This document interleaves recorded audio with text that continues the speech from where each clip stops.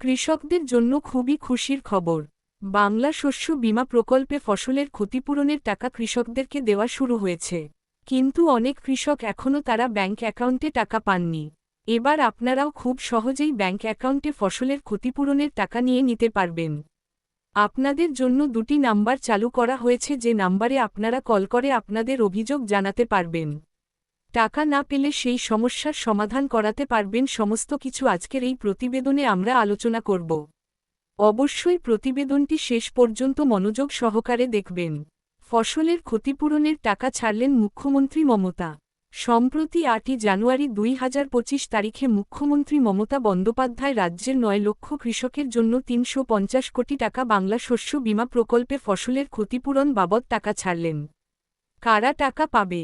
মূলত 2024 সালে খরিফ সিজনে যে সকল কৃষকদের বন্যা, ঝড়, বৃষ্টি অথবা ঘূর্ণিঝড় ডানার কারণে ফসলের ক্ষতি হয়েছিল, সেই সকল কৃষকরা বর্তমানে ফসলের ক্ষতিপূরণের টাকা পাচ্ছে। আপনার কবে ব্যাংক অ্যাকাউন্টে টাকা ঢুকবে?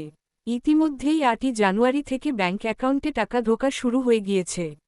আপনার যদি টাকা না ঢোকে 20 জানুয়ারির মধ্যে আপনার ব্যাংক অ্যাকাউন্টে ফসলের ক্ষতিপূরণের টাকা ঢুকে যাবে।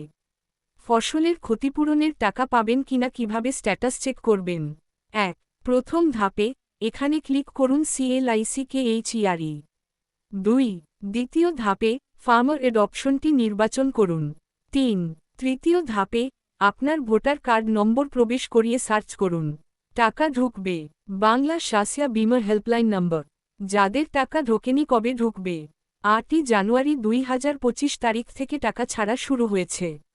যাদের টাকা ঢোকেনি আপনারা অপেক্ষা করুন, 20 জানুয়ারির মধ্যে সকলের ব্যাংকে টাকা ঢুকে যাবে।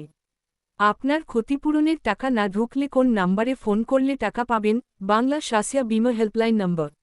বাংলা শস্য বীমা প্রকল্পে Bajaj aliens general insurance company, Bajaj alliance general insurance আপনাদের বীমা করে থাকে।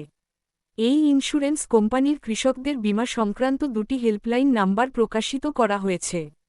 যেই নাম্বারে আপনারা কল করে আপনাদের ফসলের ক্ষতিপূরণ সংক্রান্ত যাবতীয় সমস্যার সমাধান করিয়ে নিতে পারবেন।